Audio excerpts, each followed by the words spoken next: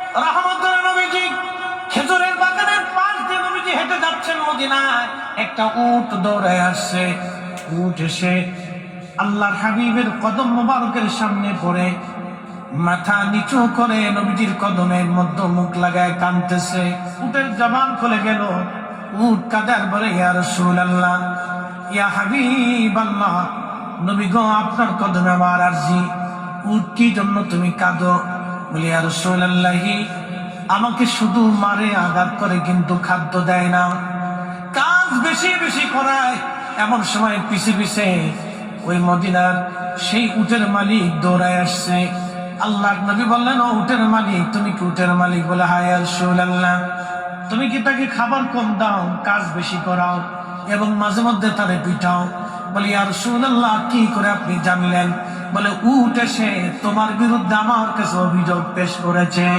একবার জোরে বলা যাবে আল্লাহু আকবার। বিশ্ববিখ্যাত আল্লাহর একজন ওলি ছিলেন, তার নাম হযরত মালিক ইবনে দিনার আল ইরাকি আল বসরি রাহমাতুল্লাহ আলাইহি। হযরত মালিক ইবনে দিনার তিনি প্রত্যেক বছরে মক্কায় হজ করার জন্য ইরাকের বসরা থেকে আসতেন। এক বছর তিনি হজে আসলেন, হজ শেষ করলেন। হজ শেষ করার পরে আল্লাহর দরবারে দোয়া করলেন, আল্লাহ, আপনি দয়া করে আমাকে জানান কার হজ হলো, কার হজ হলো না। আপনি দয়া করে আমাকে একটু জানান আল্লাহ। উনি দোয়া করলেন, কান্নাকাটি করলেন, আল্লাহ, এত মানুষ হজে আসলো, কিন্তু দোয়া কবুল হলো কি হলো না জানা নাই। আল্লাহ রাব্বুল আলামিন রাত্রিবেলা হযরত মালিক ইবনে দিনারকে স্বপ্ন দেখাইলেন, মালিক রে, সবার হজ আমি আল্লাহ কবুল করেছি, সবার জীবনের গুনাহ আমি আল্লাহ মাফ করে দিয়েছি, কিন্তু একজন মানুষের দোয়া এবং একজন মানুষের হজ আমি আল্লাহ কবুল করি নাই, এবং একজন মানুষকে আমি আল্লাহ ক্ষমা করি নাই। লক্ষ লক্ষ মানুষ আমি মাফ করছি, কিন্তু একজনকে মাফ করি।